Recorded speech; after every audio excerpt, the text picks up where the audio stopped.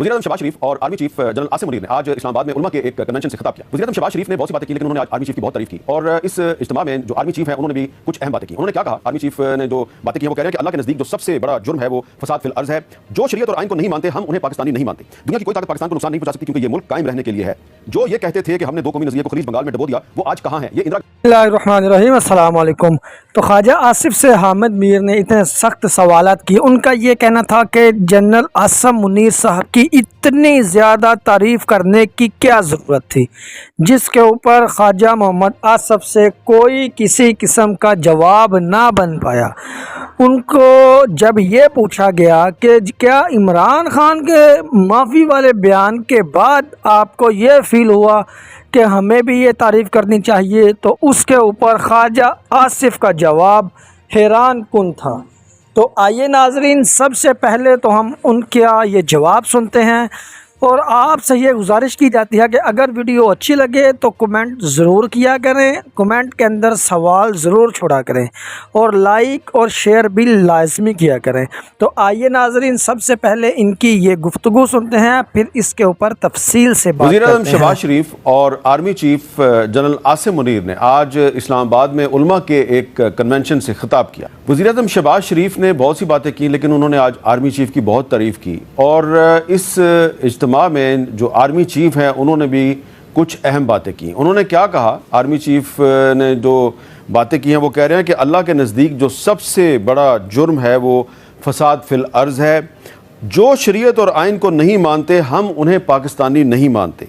दुनिया की कोई ताकत पाकिस्तान को नुकसान नहीं पहुंचा सकती, क्योंकि ये मुल्क कायम रहने के लिए है। जो ये कहते थे कि हमने दो कौमी नज़रिए को खलीज बंगाल में डबो दिया, वो आज कहाँ हैं? ये इंदिरा गांधी ने कहा था 1971 के फॉल ऑफ ढाका के बाद।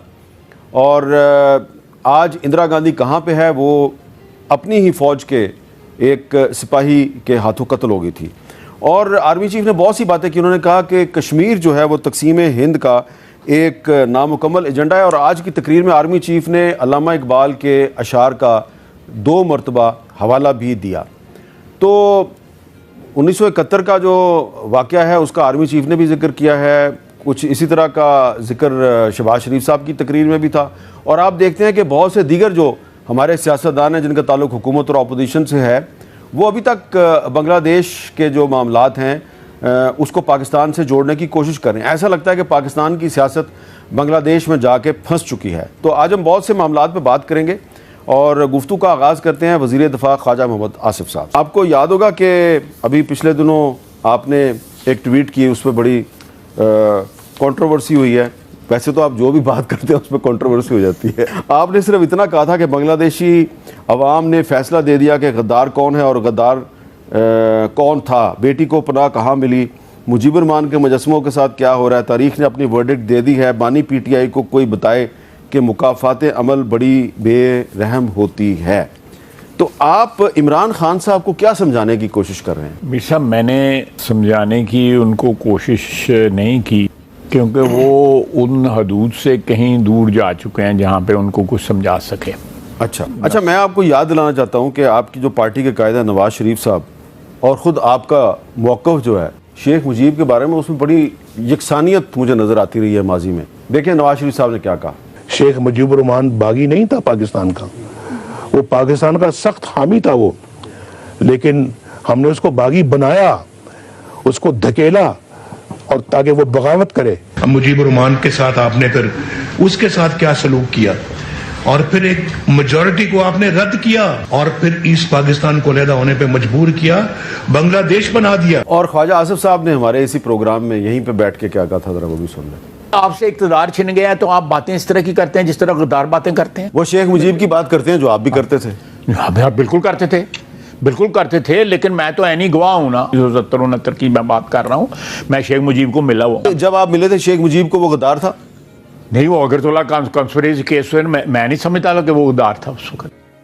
नवाज शरीफ साहब भी वही बात कर रहे हैं, आप भी वही बात करते रहे हैं। तो आज हम हसीना वाजिद पर तो तनकीद कर रहे हैं और उसका तो पता है सबको कि वो इंडिया के कंट्रोल में थी, लेकिन आपको लगता है कि जब आप मिले थे शेख मुजीब को तो वो उस वक्त इंडिया के कंट्रोल में था? नहीं, इंडिया के कंट्रोल में नहीं थे। मैं साफ बात करूँगा देखें, शेख मुजीबुर रहमान साहब ने 6 पॉइंट के ऊपर जो है मगरबी पाकिस्तान की क़यादत से बड़ी खुल के बात की। उन्होंने कहा जी कि मैं इस वक्त जो है बैक ऑफ नहीं कर सकता 6 पॉइंट्स के ऊपर, लेकिन मैं 6 पॉइंट्स के ऊपर नेगोशिएट करने के लिए फ्लेक्सिबल हूँ, क्योंकि हम लोगों को इस पिच पे ले आए हुए हैं कि इस वक्त मैं बैक ऑफ किया तो कोई और लीडरशिप जो है ज्यूम कर लेगा, वो जो खला होगा। आप मुझे मजबूत करें, मेरे पे एतबार करें, और मैं अल्टीमेटली जो है ना जीत गए वो इलेक्शन। या तो आप उनको फिर ना इजाज़त देते ना कि जी आपकी पार्टी बैन है, आप इलेक्शन में हिस्सा नहीं ले, जीत गए इलेक्शन।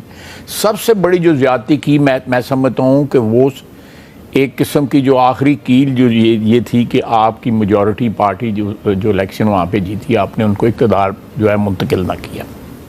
तारीख़ है, लंबी है, उसमें जाने की ज़रूरत नहीं है, मुंतकिल ना किया।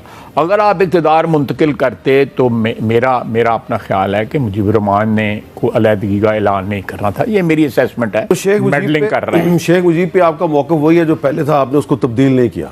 नहीं, मैं समझता हूँ कि उसको जो भी उसने बाद में किया, अगर हम हालात वो पैदा ना करते जो हमने 1970 में हालात पैदा किए थे, तो वो नहीं होना था। शेख और मुजीब जो हुआ बाद में बना। हसीना वाजिद जो है उसको हमें एक डिफरेंट नुक्ता नज़र से नहीं जी, हसीना वाजिद तो वो तो मैं समझता हूँ कि दौर के अंदर हिंदुस्तान का वहाँ पे बहुत ज़्यादा इन्फ्लुएंस बढ़ा। अच्छा खाय साहब, ये बताएं कि जो आज शहबाज शरीफ साहब ने जो गुफ्तगू की है, बड़ी अहम बात की, ज़रा शहबाज शरीफ साहब का क्लिप चला दें। सपा सलार की आज इंतहाई पुरजोश ईमान अफरोज तकरीर, वो यकीनन हम सब के लिए मशले राह है। इतना ताउन पहले कभी मैंने अपने सियासी कैरियर में उसका मुशाहिदा पहले नहीं किया था। होंगे पहले भी इसके ऐसे अदवार, लेकिन इस दौर में सपा सलार पाकिस्तान के बेहतरीन मफाद में, सियासी हुकूमत पाकिस्तान के बेहतरीन मफाद में जो हमारा इश्तराक है वो एक काबिल दीद है, और एक मैं समझता हूँ कि आइंदा के लिए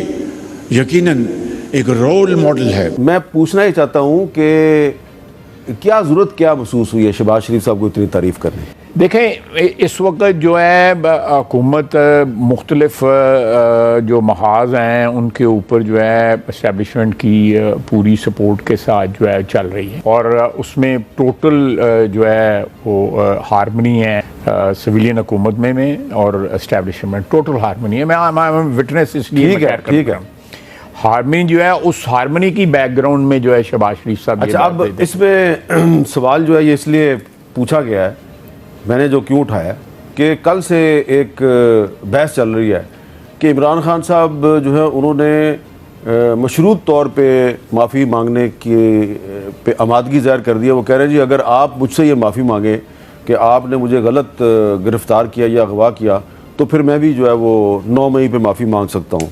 तो अगर वो इस तरह की कोई मशरूत माफ़ी मांग लें तो फिर उनके और इस्टेब्लिशमेंट के तल्लुकात बेहतर हो जाएंगे। पाकिस्तान की फ़ौज के ख़िलाफ़ जब एक एक्शन लेते हैं, आप जो है कोर कमांडर घर के ऊपर, आप GHQ के ऊपर, और सारे बड़े बड़े चेहरे जो आज इनकार कर रहे हैं कि हम वहाँ पे नहीं थे, कि जी वो वहाँ पहुँचे, कोर कमांडर के घर पहुँचे, तो मैं समझता हूँ कि ये एक अपराइजिंग थी। लेकिन खाय साहब बुरा ना मनाइएगा। नहीं, मैं तो गल का कभी बुरा नहीं मनाया। बुरा प्लीज़ ना मनाइएगा कि 9 मई के वाक़यात के हवाले से कोर कमांडर हाउस लाहौर पे हमले के इल्ज़ाम में सनम जावेद गिरफ़्तार हुई, आलिया हमज़ा गिरफ़्तार हुई, वो 1-1.5 साल जेल में रही हैं, रहा हो गई। किधर गई आपकी सारे दावे? आपकी जी वीडियोस हैं हमारे पास, ये है वो है, कुछ भी साबित नहीं कर सके आप। नहीं, आप देखें, आपको उसमें सनम जावेद जो हैं, मैं उनको ज़ाती तौर पे तो नहीं जानता, लेकिन टीवी पे भी मैं उनको देखा है, वो तो नज़र आती हैं साफ, तो वो कह रही हैं कि आओ जी आओ जाओ, ठीक है, कोर्ट का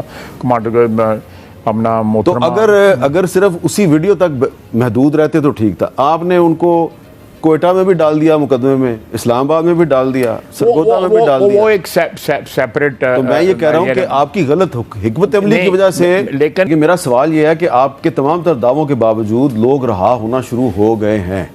देखिए, मेरी जो है, मैं कोई दावा नहीं करना चाहता और ना कोई प्रेडिक्शन करना चाहता हूँ, लेकिन जो आपको जो इस वक्त नज़र आ रहा है, हो सकता है मुस्तकबिल में तो सूरत हाल आपको मुख्तलिफ नज़र आए। फौजी अदालतों में जा रहे हैं? नहीं, मैं फौजी अदालतों में तो हमारा स्टैंड है। तो इमरान खान पे फौजी अदालत में मुकदमा चला? नहीं, बगावत का सरगना तो वो था ना, मैं बहुत से नाम ले सकता हूं, लेकिन मैं इसलिए नहीं ले रहा कि ये 9 मई का आपका बयानिया है, ये तो पिट नहीं गया। नहीं, मैं नहीं समझता।